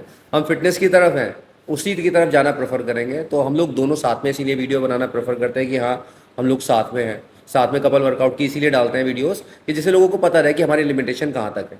तो हम कभी भी पैसे के लिए बॉडी को यूटिलाइज नहीं करेंगे, बेसिकली हमारा मेन मोटिव यही रहेगा। आपका मोटिव है कि दूसरे लोगों को मोटिवेट किया जाए, किस तरह से आपको फिटनेस जर्नी में आगे बढ़ना है। जी, जैसे हमने अपनी जर्नी में दोनों ने एक दूसरे को साथ दिया, वैसे ही लोग अपनी वाइफ को भी आगे लेकर आएँ और जिम लेके जाएं साथ में। क्योंकि मैंने देखा है ना बरेली में, जब से इन्होंने जाना शुरू किया है तो काफ़ी सारे लोगों ने अपनी वाइफ को जिम में लाना शुरू किया है और वो भी दिखाते हैं। ये इंस्पिरेशन है, मतलब यूमंग दी लेडीज़ वहाँ पर इंस्पिरेशन है क्योंकि वो लेडीज़ वैसी की वैसी रह गई, ठीक है। और उसमें से कुछ लोग ऐसे थे जो अपनी वाइफ को नहीं लेकर आते थे, बट उन्होंने भी लाना शुरू किया जिम में। अब धीरे धीरे करके वो ला रहे हैं और वो भी फिट कराने की कोशिश कर रहे हैं। वो भी ट्रेनर से बोलते हैं कि हमें भी रितु मैम की तरह ही कराना है अपनी वाइफ को। सो दैट मीन्स कहीं ना कहीं मेरे को लगता है कि ये इंस्पिरेशन है। तो अगर हम वैसा करने लगेंगे तो उल्टा ही हो जाएगा हमारे साथ भी, तो इसलिए हम वो चीज़ नहीं करेंगे। अच्छा, 2 अकाउंट हैं, दोनों के मिलाकर लगभग 400 के आपके फॉलोअर्स हैं। तो इंस्टाग्राम के थ्रू या दूसरे सोशल मीडिया प्लेटफॉर्म के थ्रू कितनी अर्निंग आपको हो जाती है? मतलब ऐसे आप फिक्स नहीं कह सकते हो कि अर्निंग। आपको पता है इंस्टाग्राम कोई पैसे तो देता नहीं है। इंस्टाग्राम सिर्फ आपको फेम देता है, नेम देता है। बट इंस्टाग्राम से आपको मतलब बार्टर्स तो मिलते ही हैं, लेकिन आपको पेड कोलैबोरेशन भी मिलते हैं अगर आप पेड करते हो तो। बार्टर्स तो आप सोचो मेरे पास इतने आते हैं बार्टर, लेकिन मैं बार्टर में इंटरेस्टेड नहीं रहती, मैं सिर्फ पेड करती हूँ। क्योंकि पेड में एक ही होता है कि जेन्युइन चीज़ भी होती है। बार्टर में आप 400 500 1000 रुपये का प्रोडक्ट आप उनका बता रहे हो और क्या पता वो जेन्युइन है भी या नहीं। क्योंकि मैं एक फ़िटनेस इन्फ्लुएंसर हूँ, तो मुझे फ़िटनेस से रिलेटेड ही ज़्यादातर लोग अप्रोच करते हैं कि एप्पल साइडर विनेगर, ये ड्रिंक, वो टैबलेट, ये टैबलेट। तो मैं आप समझो कि मैं सिर्फ उन्हीं लोगों का ऐड करती हूँ जो खुद में एक रिनाउंड ब्रांड है। जैसे मैंने माई फिटनेस का ऐड किया है, माई प्रोटीन का ऐड किया है, मैंने अभी मसल टेक का 2 ईयर्स से ऐड किया है। तो जो मैं खुद भी कंज्यूम करती हूँ ना, मैं उन्हीं चीज़ों का ऐड करती हूँ। रही बात इनकम की, कि तो मेरे को ज़्यादातर जो मेरी इनकम होती है ना, वो मेरी पेड कोलैबोरेशन से होती है। अप्रॉक्स आप मानो कि किसी मंथ में 80,000 भी पार कर जाती हूँ। किसी मंथ अगर आप अप्रॉक्स आइडिया लोगे तो 60 to 80,000 के बीच में मेरा रहता है। अभी जैसे मैं बरेली के भी काफ़ी लोगों के साथ कोलैब कर रही हूँ, तो वही है कि अब थोड़ा थोड़ा यूट्यूब पे भी हम लोग स्टार्ट करेंगे। यूट्यूब पे मैं बिल्कुल मतलब एकदम सीरियस तरीके से नहीं थी, क्योंकि मैं खाली हम फिटनेस पे ही नहीं करते ना, हम इन्फ्लुएंसर ही नहीं है। वो मेरा कोई फुल टाइम वर्क नहीं है। जैसे बहुत सारे इन्फ्लुएंसर सब कुछ छोड़ दिया है उन्होंने, सिर्फ इसी पे लगे हुए हैं और इसी से पैसा कमा रहे हैं। बट हाँ, धीरे धीरे हम इसकी तरफ मूव कर रहे हैं और हमारा खुद का बिजनेस भी है। तो मैं सुबह 9 बजे से लेकर 7 बजे तक तो ऑफिस में ही रहती हूँ। तो आप सोचो मेरे को टाइम कहाँ मिलेगा। सिर्फ संडे एक टाइम मिलता है, उसी में मैं जो अपना कंटेंट रेडी कर पाती हूँ तो वो करती हूँ। बाकी लोग मुझे अप्रोच करते हैं फिटनेस के लिए कि हम कैसे फिट हो, हमें एक डाइट दीजिए, वर्कआउट्स दीजिए, तो वो लोगों को काउंसलिंग करती हूँ, तो उसके भी मैं चार्ज देती हूँ। अच्छा, कभी कोई ब्रांड आपके पास में आता है अपना प्रोडक्ट लेकर, आप प्रोडक्ट को चेक करते हो, आपको लगता है नहीं यार ये प्रोडक्ट मुझे अच्छा नहीं लग रहा है या जेन्युइन नहीं लग रहा है, लेकिन ब्रांड आपको बहुत ज़्यादा पैसा ऑफर करता है, तो क्या आप कंफर्टेबल होते हो उस ब्रांड को प्रमोट करने में या उसके प्रोडक्ट को प्रमोट करने में पैसे लेने के बाद? नहीं, मेरी जो प्रोफाइल है या मेरा जो एम है वो, देखिए पैसा किसी को बुरा तो लगता नहीं है, आप भी जानते हैं। अगर कोई आपको ही पैसा देगा तो आप मना नहीं करोगे। लेकिन मनी एक हद तक ज़रूरी है, लेकिन आप किसी की लाइफ के साथ तो नहीं खेल सकते। क्योंकि जो मैं जिस फील्ड में हूँ ना, वो फिटनेस की फील्ड है। अब फिटनेस में अगर आप कोई भी चीज़ प्रमोट कर रहे हो, इट मीन्स कि वो उसको कंज्यूम ही करेगा ना। कोई कपड़े तो नहीं है कि वो वेयर कर लेगा। अगर वो कुछ भी दे रहे हैं, टैबलेट्स दे रहे हैं, कुछ भी दे रहे हैं, वही मुझे प्रमोट करना है। तो उसको अगर मैं प्रमोट कर रही हूँ तो वो मेरे को देख करके मैम इतना फिट हो गई है, मैम ने अपना इतना 30-35 किलो वजन कम किया, तो शायद यही करके क्या, ऑब्वियसली बात है वो मुझसे यही बुलवाएंगे कि आपने हमारा प्रोडक्ट लिया, इससे आपका वेट कम हुआ है। तो वो चीज़ देखकर कुछ नहीं तो कुछ तो लोग, 4 लाख में से कुछ तो लोग वो प्रोडक्ट को परचेज करेंगे।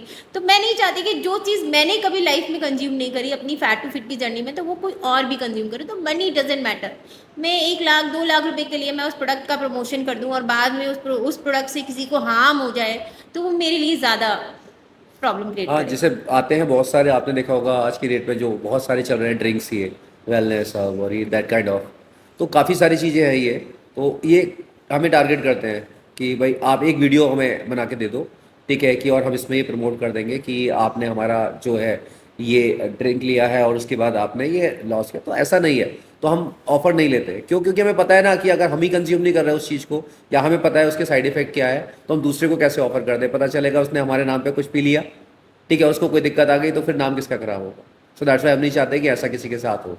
तो हम वही प्रोडक्ट लेते हैं या वही प्रोडक्ट सजेस्ट करते हैं जो प्रोडक्ट को हम यूटिलाइज करें। जैसे अभी हमारा मसल टेक से चल रहा था, मसल टेक हम दोनों ही यूटिलाइज करते हैं, ठीक है, दोनों ही शुरू से वही लेके चल रहे हैं। तो इसलिए हम लोग वो दिखाते भी हैं कि हाँ हम यूज़ कर रहे हैं। वो लोग पूछते हैं ना ऑलमोस्ट केसेस में कि खुद तो यूज़ करते नहीं है ये, तो ऐसा नहीं है, हम मसल टेक यूटिलाइज करते हैं, तो इसलिए हमने प्रमोट नहीं किया था ऐसा भी इसको। नहीं है कि उनका प्रोटीन ज़्यादा अच्छा है, बहुत और है। भी उससे भी अच्छे ब्रांड हैं जो प्रोटीन यूज़ करते हैं, मतलब जिनकी प्रोटीन बहुत अच्छी बहुत है, अच्छे इवन हैं। उससे भी ज़्यादा बेटर है। बट मुझे जो सूट मुझे मिला ऑप्शन उसका कि भाई आप इसको प्रमोट करिए 1 ईयर के लिए, और मैं उससे पहले भी स्टार्टिंग से ही ले रही हूँ, और ऐसा नहीं है कि मैंने वही प्रोटीन लिया, मैंने और भी प्रोटीन लिया, बट मैं ऑन का GNC एंड हाँ ऑल मैंने काफ़ी काफ़ी सारे सारे प्रोटीन लिए हैं। तो वही है कि आप जो लेते हो वही आप सोशल मीडिया ये बस प्रमोट शेयर करिए, हर कुछ क्योंकि नहीं। ज़्यादातर इन्फ्लुएंसर सिर्फ पैसे के चक्कर में कुछ भी बस बेच दो, पर उससे होना क्या है, एक टाइम पे आके किसी ना किसी टाइम पे आप मतलब आप डिफे भी हो कोई जाओगे, प्रॉब्लम हो जाएगी आपको कि प्रॉब्लम हो जाएगी कि आपके आपने वजह से कोई बंदा ले रहा है और वो लास्ट में वो अगर आपके ऊपर कंप्लेंट कर दे कि मैंने तो इन्हीं के कहने पे लिया था, इन्होंने प्रमोट किया था इस चीज़ को। काफ़ी लोग मुझे भी बोलते हैं इंस्टा पे कि मैम ये आप बताती हैं कि आप लेती भी हैं, क्या आप लेती भी हैं? तो मैंने कहा मैं लेती हूँ तभी मैं बताती हूँ, मैं तो कंज्यूम भी करती हूँ। बिना प्रोटीन के तो जिम वालों का तो कुछ होना ही नहीं है, क्या ही हो जाएगा। लोगों को मिथ रहते हैं। लेकिन जैसे अभी आपने बोला कि बिना प्रोटीन के जिम वालों का कुछ नहीं होगा, लेकिन अभी भी बहुत सारे लोग हैं जो प्रोटीन का नाम सुनते ही घबरा जाते हैं, नहीं मैं ये सब नहीं लूँगा, ये सब नहीं लूँगी मैं, ये तो स्टेरॉइड्स है, या ये सब किडनी खराब कर देगा, लीवर खराब कर देगा। ऐसे लोग तो आपको मिलते होंगे, उनके लिए कुछ क्या? हमारी फैमिली में ही है, हमारी फैमिली में ही है। काफ़ी सारे लोग हमसे बोलते हैं कि अरे आप प्रोटीन लेते हो और आपको कुछ दिक्कत तो नहीं होती, आपका लीवर खराब नहीं हुआ, आपकी किडनी पे तो दिक्कत नहीं हो रही है। तो हमारा क्वेश्चन यही होता है कि यार आप जो तले हुए समोसे खा रहे हो घटिया से, ठीक है, और ये आप जो छोले भटूरे खा रहे हो, ये टिक्की खा रहे हो, जो ठेले पे जाके खड़े हो लेते हो, इनसे तो कोई क्वेश्चन नहीं उठता कि भाई इससे खराब हो जाएगी बॉडी। कौन सा अच्छा वो ऑयल कौन यूज़ सा करते अच्छा हैं? ऑयल यूज़ कर रहे हैं, ठीक है, या फिर वो जो मैकडोनल्ड की टिक्की है, वो टिक्की कब की रखी हुई है और कब खा रहे हो आप, आपको कब पता है? तो आप उनसे तो नहीं पूछ रहे कि उससे क्या आपको कोई फूड पॉइजनिंग नहीं हो जाएगी या उससे कुछ हो जाएगा। जो चीज़ अच्छी है, जिससे आप थोड़े से अपनी बॉडी को फिट कर पाओगे, ठीक है, आप उस चीज़ को बुरा कह रहे हो, तो सीधी सी बात है, ये बुरा कहने वाले कोई और नहीं है, ये अच्छे खासे डॉक्टर बैठे हुए हैं जिन्हें पता है कि आप अगर ये चीज़ नहीं लेंगे तो आप बीमार पड़ेंगे, और बीमार पड़ेंगे तो उनके पास पर्चा लगवाने जाएंगे। तो मेरा कहना तो बस ये है कि अगर आप सप्लीमेंट्स अपनी लाइफ में ऐड नहीं करेंगे तो सीधी सी बात है, आप बीमार पड़ेंगे ही पड़ेंगे, ये तो है, ठीक है। अब लोगों के अंदर मिथ बना दिया है इतनी बुरी तरीके से कि प्रोटीन जरूरी नहीं है बॉडी में, क्योंकि आप देखोगे बहुत सारी आज की डेट में यूट्यूब पे वीडियोस हैं, वो तो ये भी कहते हैं नट्स मत खाइए, वो तो ये कहते हैं वर्कआउट मत करिए। किसने कहा वर्कआउट, किस बुक में लिखा हुआ वर्कआउट? तो फिर किस में कि लिखा है जो कि लोग पैदा जिम बिना जाते हैं वो जल्दी मर जाएंगे। कि जिम जाएंगे वो जल्दी अभी मर मैंने जाएंगे, रिसेंट एक का वीडियो देखा था, उनका खूब चल रहा है कि वो जिम जाएंगे तो वो तो मर वो जाएंगे, मर जाएंगे, जल्दी मर जाएंगे। जिम को बंद हो जाना चाहिए। तो फिर तो जिम सारे बंद हो जाने चाहिए, ठीक है, फिर तो जितने जितने एथलीट पड़े हुए हैं ये वो जल्दी मर एक्सिस जाते में हैं। अगर आप, मेरा मानना ये है कि जिम है, प्रोटीन है, या कोई भी Product है। चीज़ है, कोई भी प्रोडक्ट है, अगर आप कुछ भी एक्सेस में करते हो तो वो आपको आपके लिए गलत है, हार्म ही करेगा। ठीक है, आपको हर एक चीज़ लिमिट को में रखना है, moderate हर में चीज़ की लीजिए। लिमिट है, मॉडरेट मैं ये है। नहीं कह रही कि आप पानी के बताशे में डेफिनेटली आप खाइए, आप छोले भटूरे मत खाइए, आप खाइए, लेकिन आप मॉडरेट में खाइए ना। ऐसा थोड़ी कि आप रोज़ सुबह उठे और ले छोले भटूरे पेल लिए, रोज़ सुबह आप पराठे खा रहे हो, रोज़ सुबह आप समोसे खा रहे हो, तो वो तो नुकसान ही करेगा ना, वो आपको फ़ायदा थोड़ी कर देगा। जो आदमी पूरा 1 महीना डेली जिम कर रहा है, डेली प्रोटीन ले रहा है, डेली अपनी डाइट को फॉलो कर रहा है, और वो अगर एक दिन चीट कर भी देता है तो भी उसकी बॉडी में क्या ही फ़र्क पड़ना है, क्योंकि उसका मेटाबॉलिक रेट इतना हाई हो जाता है ना कि उसको कुछ फ़र्क नहीं पड़ता। तो वही चीज़ है, तो लोगों ने मिथ बना लिया है कि ये प्रोटीन तो myth और है। बाकी सब्स्टिट्यूट जो है बेकार है। ऐसा नहीं है, स्टेरॉइड नहीं है, उनको पता ही नहीं है स्टेरॉइड के बीच में प्रोटीन के बीच में डिफरेंस क्या है। तो सीधी सी बात है, फिर आप उनको कैसे आंसर दे सकते हैं कि भाई प्रोटीन सब ये स्टेरॉइड नहीं है, या ये इसको आप इस कैटेगरी में नहीं डाल सकते, या ये क्या चीज़ है। तो इसलिए आप उनके साथ में बहस ही नहीं कर सकते, उनके दिमाग में चल रहा है तो चलने दीजिए। प्रोटीन का डब्बा लेने जाते हैं तो लोग प्रोटीन के डब्बे पे टैग देखते हैं, अरे ये 8000 का है, ये 9000 का है, चलो हम 3000 वाला। अरे अगर तुम सस्ता प्रोटीन ले रहे हो तो खुद सोचो ना, उसमें तुम्हें क्वालिटी थोड़ी मिल जाएगी। सस्ता लोगे तो फिर अपनी बॉडी के साथ आप कहीं ना कहीं खिलवाड़। मैं उसी बात पर आ रहा था कि लोगों को बताओ कि प्रोटीन 8,000 रुपये का आपको मिलेगा। नहीं नहीं भैया, कोई सस्ते वाला दिखाओ, सस्ते वाला दो। तो जो आप अपने शरीर के अंदर डाल रहे हो, बॉडी के अंदर डाल रहे हो, कम से कम वो तो आप अच्छी चीज़ डालो, क्योंकि वो बाहर आएगी नहीं। आप एक बार को सस्ते कपड़े पहन सकते हो, लेकिन लोग सस्ता प्रोटीन ढूंढते हैं, इसीलिए प्रोटीन बदनाम हुआ है लोगों का सस्ता खाने की वजह से। खाने की हाँ वजह से बस बेसिकली वही मैं एक्चुअली कह में रही क्या हूँ है, अगर आप देखें तो प्रोटीन है क्या, प्रोटीन मिल्क प्रोडक्ट्स ही है एक तरीके से। तो जब मिल्क इतना सस्ता नहीं, आज के डेट में 75 केजी से स्टार्ट होकर 105 केजी तक मिल्क जा रहा है, तो आपको 3,000 रुपये में कौन प्रोटीन का डिब्बा दे देगा, या 2,000 रुपये में कौन प्रोटीन का डिब्बा दे देगा। तो वो कुछ ना कुछ क्या मिलेगा आपको बदले में, कुछ घटिया ही चीज़ मिल रही होगी। सो दैट्स वाई आप सीधी सी बात है, जो आप अपनी बॉडी के अंदर डाल रहे हो सबसे पहले चेक तो कर लो वो चीज़ है क्या। और अगर आप प्रोटीन अभी एक ने मुझे उस पे मैसेंजर पे मैसेज किया कि मैम मुझे प्रोटीन खरीदना है, मैंने उसे उसका लिंक भेजा प्रोटीन के डब्बे का, वो 8,999 था। हो ये बहुत महंगा, ये तो मेरी पॉकेट से बाहर है, हम तो नहीं ले पाएंगे, हम आपकी तरह पैसे वाले थोड़ी ही हैं। ठीक है कोई बात नहीं है, मत लो। फिर अगले दिन वो बंदा फिर से मुझे मैसेज करता है, मैम आपको बुरा लग गया क्या? मैंने, मुझे क्यों बुरा लगेगा यार, बॉडी तुम्हारी है, तुमको लेना है लो, नहीं लेना दूसरी है चीज़ मत ये है लो। ना कि अगर आप डेली नीड से प्रोटीन इंटेक कंप्लीट कर पा रहे हैं तो जरूरी क्या है प्रोटीन लेना, ये भी तो चीज़ है ना। लेकिन मेरा मानना है कि अगर आप एक अच्छा प्रोटीन नहीं खरीद सकते हो, जेन्युइन प्रोडक्ट नहीं खरीद सकते हो, तो मेरे हिसाब से आप सस्ते वाला मत लो। मत लो तो लो ही नो मत, डाउट, नो डाउट, लो सीधी ही सी मत बात है, अब। नहीं लेना चाहिए। लो ही मत। तो उसको मैं रिकमेंड करूंगा कि वो प्रोटीन ना ही ले, क्योंकि मेरे से बहुत सारे लोग पूछते हैं, तो मैं उनसे कहता हूँ कि आप अपने फिर डेली जो नीड है खाना उससे खा रहे हो। खाने से करिए पूरा। बॉडी बिल्डिंग फिटनेस ये आजकल सस्ता नहीं है, बहुत महंगा है। जिम लोग जस्ट लाइक पीवीआर में मूवी देखना, कि पीवीआर का टिकट तो 500 रुपए का पड़ेगा, लेकिन जो उसके अंदर जो पॉपकॉर्न खानी है आपको और जो कोल्ड ड्रिंक पीनी है, एक तरीके से वही है। तो जिम मेंबरशिप तो आप एक समझिए कि बहुत सस्ती चीज़ है, जो आपको 18,000 19,000 रुपये साल की पड़ती है, तो यानी कि आपका 1200-1300 रुपये महीने की है। लेकिन जो उसके बाद मंथली एक्सपेंसेस है वो आपको कैसे निकालना है, वो चीज़ आपको देखनी है। तो जिम सबसे महंगा शौक है जिसको कह सकते हैं लोग आजकल। जिम में कहते हैं, मेरी इंस्टा पे मुझे कमेंट करते हैं, अरे यार इनके पास इतना पैसा है, ये देखो ना कितने फिट हो गए हैं, खा पी के कभी कुछ ले लेते हैं, कभी इन लोगों ने तो कुछ ना कुछ लिया ही होगा। हमारे पास कहाँ है इतना पैसा, हम थोड़ी बॉडी बना सकते हैं। बॉडी बनानी नहीं है, आपको फिट होना है। बॉडी बिल्डर तो अलग चीज़ है, बॉडी बिल्डिंग थोड़ी कर रहे हैं हम। मैं तो कोई कंपटीशन में भी नहीं गई। मुझसे लोग कहते हैं मैम अब आपको टाइम है कंपटीशन में जाने का, लेकिन मुझे कंपटीशन के लिए मैंने अपने आप को फिट नहीं किया है, मैंने फिट किया है अपने खुद के लिए, कि मैं एक एज में आके मैं लंगड़ा के तो नहीं चलूँ। जैसे लेडीज में तो सबसे ज़्यादा प्रॉब्लम खुद होती से है उठे। जॉइंट्स की, तो भाई घुटने खराब हो गए हैं और भैया लंगड़ा के चल रहे हैं, किसी पे डिपेंडेंट हो गए। भाई एक एज तक आप अपने बच्चों पे डिपेंड ना हो, क्योंकि आजकल बच्चों की हालत ये है ना कि को कितना भी आप अपने बेबीज के लिए कर लेना, लेकिन बच्चे आपके क्यों लिए साथ कभी रहेगा नहीं करेंगे। या नहीं रहेगा कुछ नहीं पता आपको। तो इसीलिए हमारे दोनों का तो यही एम है, यही फ्यूचर गोल है कि हम दोनों को फिट रहना है, जिससे कि हम किसी पे डिपेंडेंट ना हो किसी भी चीज़ के लिए। जिस दिन आप हॉस्पिटल के बेड पे होते हो ना, उस दिन आपको ये रियलाइज़ होता है कि काश मैंने सही समय पे अपनी फिटनेस जर्नी स्टार्ट की होती, हेल्दी फूड खाया होता, तो फिर आज मैं यहाँ नहीं होता। लेकिन कुछ लोग अभी भी बोलते होंगे आपको कि नहीं इसने तो टैबलेट खाई है, स्टेरॉइड्स लिया है, ऐसे फिट हो गई है, बहुत सारे। ऐसे कमेंट्स आते होंगे सामने, बहुत सारे आते हैं, सामने से भी लोग बोल देते होंगे। बहुत आते हैं। नहीं एक्चुअली में जिम में र्यूमर रहता है इनके लिए कि लाइक इन्होंने साइकिल चलाया, साइकिल चला के साइकिल पतली हो चला गई दी। है। बताओ। तो अब उन लोगों को क्या समझाया जा सकता है हाँ, कि साइकिल क्या होता है। ठीक है, मैं ये भी मान लेती हूँ कि साइकिल चलाया और साइकिल चला के मैं पतली हो गई, लेकिन साइकिल चला के क्या कोई वेट उठा सकता है? आप बताओ ना। मैं डेली अपनी स्टोरी डालती हूँ, डेली अपनी वीडियोस डालती हूँ, इवन मैं हर वर्कआउट्स की प्रॉपर रील्स बना के डालती हूँ। अब तो मैं यूट्यूब पे भी कंप्लीट वीडियोस डाल रही हूँ अपने वर्कआउट के। आप डंबल प्रेस कर रहे हो, आप शोल्डर प्रेस कर रहे हो, मैं 20 किलो से प्रेस मार लेती हूँ, मैं डेडलिफ्ट 120 से कर लेती हूँ, मैं स्क्वाट्स मार लेती हूँ 100 kg से, मैं वन आर्म रो 30 kg से कर लेती हूँ। तो ठीक है, मैं कुछ खा के पतली हो गई। तो खा के जो लोग पतले होते हैं ना, उनकी बॉडी में मसल्स नहीं होती हैं, उनकी बॉडी आपको फ्लपी दिखेगी।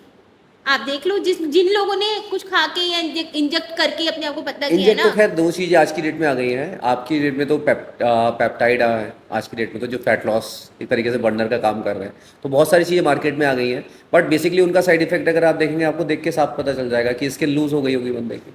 अगर कोई बंदा 5-6 साल दे रहा है अपने, तो उसको पता चल जाएगा देख के कि हाँ इस बंदे ने 6 साल दिए हैं, तो इसका मसल कितना इंक्रीज़ हुआ है, ठीक है, किस लेवल पे इसकी बॉडी है, रिंकल्स पड़ रहे हैं या नहीं पड़ रहे हैं, इसके आप स्ट्रेच मार्क दिखाई दे रहे हैं, नहीं दे रहे, तो वो आदमी को नहीं दिखाई देता, आदमी को मेहनत दिखाई नहीं देती, आदमी को लोग बस ये दिखता पूछते हैं है मुझसे, स्टेरॉइड लिया है। इंस्टा पे भी मैसेज करती हैं लड़कियां कि मैम आपने फैट कम किया है इतना, आप बिल्कुल श्रिंक हो गई हैं, आपके स्ट्रेच मार्क्स तो कहीं नहीं दिखते हैं, क्या आपने कोई कुछ यूज़ किया है?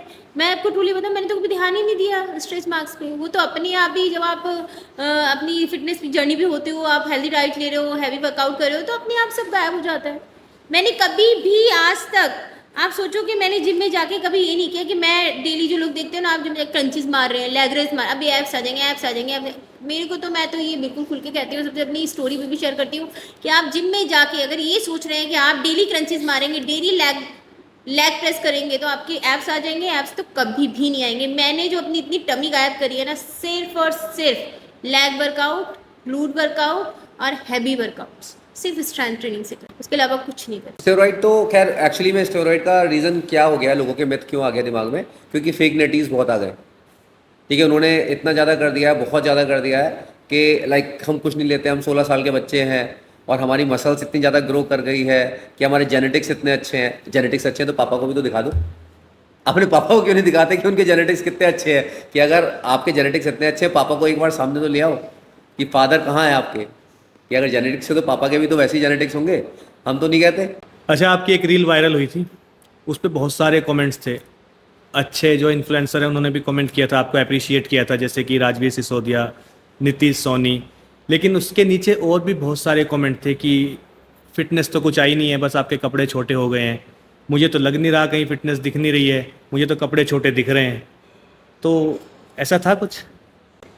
ऐसा था भी और ऐसा अभी भी हो रहा है, लेकिन ये देखने वाले के नज़रिया पे डिपेंड करता है कि आप किसको किस निगाह से देखते हैं। जब मैं मोटी थी, या कोई भी लेडीज़ या जेंट्स जब वो मोटा होता है ना, तो वो अपनी बॉडी को कैसे ही दिखाएगा? आप बताओ मुझे। आप मोटे हो, ठीक है, आपके टी शर्ट उठा के स्पोर्ट्स ब्रा में अपने आप को फ्लैक्स कर सकते हैं? नहीं कर सकते ना। तो जब मैं 90 केजी की थी तो मेरा बॉडी स्ट्रक्चर इतना गंदा था कि मैं खुद को भी मिरर में देखना पसंद नहीं करती थी, तो मैं लोगों को क्या ही अपना बॉडी दिखाऊंगी। तो अब जब इतनी मेहनत करी है, 30-35 किलो वजन कम किया है, तो इसलिए थोड़ी किया है कि मैं अपनी बॉडी को ढक दूँ, फिर से मैं वही कपड़े पहनूँ, वो तो पॉसिबल ही नहीं है। अगर आपने स्ट्रक्चर बनाया है तो आप दूसरों को मोटिवेट करने के लिए, तो मैंने इंस्टा पे पेज बनाया और ऐसी रील्स में डालती ही क्यों हूँ, बिफोर आफ्टर वाली, कि लोग देखें और समझें कि जब मैं कर सकती हूँ तो आप भी फिट हो सकते हो, आप भी कर सकते हो। तो वो अगर मुझे पूरे कपड़ों में लोग देखेंगे तो उनको क्या ही समझ में आएगा कि मैंने कितना वेट कम किया है, या मैं स्ट्रक्चर्ड हूँ या नहीं हूँ। उसके लिए मेरे को फ्लैक्स तो करना ही बनता है, और इतनी मसल्स बनाई हैं तो बैक पोजेस करना है तो वो तो दिखाना ही पड़ेगा। और बाकी लोगों की सोच है, अच्छे लोग भी तो कमेंट कर रहे हैं, आप देखो जिनके कितने मिलियंस में फॉलोअर हैं, जो लोग जेन्युइनली जानते हैं कि भाई हाँ इस लड़की ने बहुत मेहनत करी अपने आप को फिट करने के लिए, वो आपको अप्रिशिएट कर रहे हैं। तो मेरे लिए वो 2-3 कमेंट्स बहुत मैटर करते हैं, जो लोग बाकी में फिटनेस इंडस्ट्री में हैं और ऐसे लोगों को मोटिवेट करते हैं। वो लोग मुझे मोटिवेट कर रहे हैं ना, तो मैं और ज़्यादा मोटिवेट होती हूँ। मैं तो और ज़्यादा कोशिश करती हूँ कि मैं ऐसे कपड़े पहन के रील्स बनाऊँ कि लोग देखें और कहें कि बा क्या स्ट्रक्चर बनाया इस लड़की ने, क्या फिगर बनाया, अपने कहाँ से कहाँ पहुँच गई है। तो उन लोगों को आप नहीं रोक सकते। नहीं, 50-50% ऐसे लोग भी होते हैं ना जो आपकी तरफ से लड़ रहे होते हैं। हमने देखा है ना, बहुत सारे कमेंट्स में ऐसा होता है कि लोगों ने गलत कमेंट किया, उसके नीचे कम से कम 20,000 कमेंट ऐसे होते हैं जो उसको गाली दे रहे होते हैं। फिर सो दैट मीन्स वो लोग होते हैं जो कुछ खुद तो नहीं कर पाते और ना ही खुद सामने आ पाते। क्योंकि मैंने काफ़ी सारे लोगों को भी ऐसे टैग करने की कोशिश की थी। मैंने, आप देखेंगे मेरे कमेंट्स में, तो मैंने उनको कमेंट किया था कि खुद वो भैंसे जैसे बैठे हुए थे, ठीक है, और कमेंट कर रहे हैं कि भाई क्या हुआ, क्या चेंजेस दिख रहा, हमें तो कोई चेंजेस नहीं दिख रहा। मैंने कहा खुद भी तो चेंज करो अपने आप को, तब तो चेंजेस दिखेगा। तो दैट इज़ द थिंग, आदमी खुद नहीं देख रहा अपने आप को कि मैं क्या हूँ, किस स्टेज पर हूँ, सामने वाले ने क्या मेहनत की, क्या मेहनत नहीं की। लेकिन हाँ, उसे बस कमेंट करना होता है, क्योंकि इंस्टाग्राम पे क्या है, जरा सा टाइप ही तो करना है उसे, और कुछ थोड़ी करना है। तो इसलिए हमारे लिए वो कमेंट इंपॉर्टेंट है जो हमें अप्रिसिएट करते हैं। जो नहीं करते हैं तो हर किसी को तो कोई भी परेशान वो नहीं कर सकता ना, कहते हैं लाइक नहीं कर सकता, मोदी जी को हर कोई लाइक नहीं कर सकता। तो सेम समझ लीजिए, अगर उनको गालियां दे रहे हैं लोग, उनको तो इतने बड़े बड़े उनके अपोजिशन वाले गाली देते हैं, तब वो कुछ नहीं कहते वो उनको। तो समाज के लिए इतना कुछ कर रहे हैं मोदी जी, योगी जी, तो उनको ट्रोल उनको करने के ट्रोल लिए कर लोग लेते पीछे लोग, नहीं तो हैं। फिर मैं हम तो क्या कुछ भी चीज़ है, नहीं हम तो क्या चीज़ है। तो दैट्स वाई ट्रोलिंग तो काम है लोगों का, और ट्रोलिंग से रुक नहीं सकते आप भी नहीं सकते। पीछे नहीं जा सकते। हाँ, ताकतवर इंसान शांत रहता है। शांत रहता है, वो कुछ नहीं मैं कहता। कभी भी किसी भी नेगेटिव कमेंट का रिप्लाई नहीं करती, सबसे बड़ी बात। क्यों ही करूँ रिप्लाई, क्यों ही अपनी एनर्जी वेस्ट करूँ। मैं एनर्जी करूँगी वेस्ट अपने आप को आगे बढ़ाने के लिए। उन लोगों के लिए मैं और कंटेंट डालूंगी जो जेन्युइनली मुझे फॉलो करते हैं और जो मेरी फिटनेस जर्नी को अप्रिशिएट करते हैं। मैं तो उन्हीं के लिए काम कर रही हूँ, मैं उन लोगों के लिए काम ही नहीं कर रही हूँ। अभी इनकी एक रील वायरल हुई थी जिसमें इनका ट्रेनर जो था इनको पीछे सपोर्ट दे रहा था। मेरा ट्रेनर मोटा अब वो है। ट्रेनर थोड़ा मोटा क्या है, वो पावर लिफ्टर, एक्चुअली वो पावर Power लिफ्टर है। lifter अब है। लोगों को यही नहीं पता पावर लिफ्टर क्या होता है, तो उसको वेट क्यों गेन करना होता है। लोगों को तो ट्रोलिंग करनी है कि भाई ऐसा ऐसा ट्रेनर होगा, इतना मोटा ट्रेनर होता है कोई ट्रेनर के, तो उनकी नज़र में ट्रेनर वही है जिसके सिक्स पैक ऐप होने चाहिए। इसको मोटू भैंसा, आपको इससे ट्रेनिंग लेने की जरूरत नहीं है, इसको आपसे ट्रेनिंग लेने की जरूरत है। मैम आप इसकी ट्रेनर बन जाइए। So that is a demotivation for them, क्योंकि मेन कंडीशंस क्या होती है आपको नहीं पता ना कि उसका रूटीन क्या है और वो क्या करता है, उसका बाहर लाइफ स्टाइल क्या है, उसको कैसे अपने आप को आगे और लेके जाना है। तो उसको पता है ना ट्रेनर को कि उसको किस टाइम पर गेन करना है, किस टाइम पर कट करना है, किस टाइम पर उसका कंपटीशन है, कौन से कंपटीशन के लिए प्रिपेयर करना है। तो लोग तो उसको नहीं छोड़ रहे, तो हमको क्या छोड़ेंगे। नहीं, सोशल मीडिया पे आप लोग जो भी देखते हैं वो सब कुछ सच नहीं होता है, लेकिन कुछ सच भी होता है। और जो लोग रियलिटी में अच्छा काम कर रहे हैं, मैं यही बोलूँगी कि आप लोग उनको अप्रिशिएट करिए, उनको मोटिवेट करिए, जिससे कि वो लोग और अच्छा आपके लिए कर पाए। अच्छा, जब आपने घर छोड़ दिया, 12 साल आप घर से बाहर रहे हो, यानी कि 12 साल का वनवास, घर वापसी कैसे हुई? घर वापसी एक दिन क्या हुआ, ये वो कौन सी पिक्चर आई थी, हम साथ साथ कभी हैं, खुशी, कभी नहीं हम गम। साथ साथ हैं, नहीं शायद कभी खुशी कभी या कभी हम साथ साथ हैं मूवी थी, वो चल रही नहीं, थी। कभी खुशी कभी गम थी यार। हाँ, अच्छा, जिसमें वही। शाहरुख खान जिसमें शाहरुख खान घर छोड़ के चला जाता है और ऋतिक रोशन उसे लेके आता है। और मेरे साथ तो ऐसा नहीं हुआ, लेकिन हम लोग क्या कर रहे थे, हम लोग ऐसे ही एक दिन मूवी देखने गए थे मुरादाबाद, ठीक है। उस टाइम पर हम घर गए हुए थे, तो घर तो नहीं पहुंचे थे लेकिन मूवी देखने गए थे। मैं घर नहीं गया था और जाना भी नहीं चाहता था इतनी जल्दी से, क्योंकि मैं कैसे जाता, कैसे फेस करता 12 साल बाद सबको। तो इसने क्या कर रखा था, इसने फ़ोन कर रखा था मेरी सिस्टर्स को बाहर, वो बाहर मूवी थिएटर के बाहर बैठी हुई थी, मेरा इंतजार कर रही थी कि जैसे ही बाहर निकलेंगे पकड़ लेंगे हम। तो इसी ने फ़ोन कर रखा था। जैसे ही मैं बाहर निकला वो मेरी सिस्टर्स मिल गई, तुरंत उन्होंने पकड़ा और वो कहती चलो भैया घर चलो। मैंने कहा किसने बुलाया तुमको, तो पता चला इसने कॉल कर रखा था उन लोगों को बुलाने के लिए। तब हमारी घर 12 साल बाद वापसी हुई। नहीं तो अच्छा ही है 12 इयर्स दूर रहे, तभी तो अपने लिए कुछ कर पाए। ये तो है। ये भी बहुत ज़रूरी है कि मतलब आप अगर फैमिली के साथ रहते हो ना, तो फैमिली की एक एरिया, एक जिम्मेदारी नहीं कह सकते कि आप एकदम से खुद से नहीं बढ़ पाते। आई होप आज का शो आपको बहुत पसंद आया होगा। अगर पसंद आया है तो आप जाकर देखो, पूरा एपिसोड यूट्यूब पर आपको मिल जाएगा। और द फिट माइक को फॉलो कर लो, सब्सक्राइब कर लो। Thank you so much guys, hope आपको ये पॉडकास्ट पसंद आएगा और आप एंजॉय करेंगे मेरी जर्नी। और सबसे पहले जाइए सब्सक्राइब कर लीजिए, फिट माइक को फॉलो कर लीजिए और शेयर कर लीजिए अपने फ्रेंड्स के साथ जो फैट टू फिट होना चाहते हैं।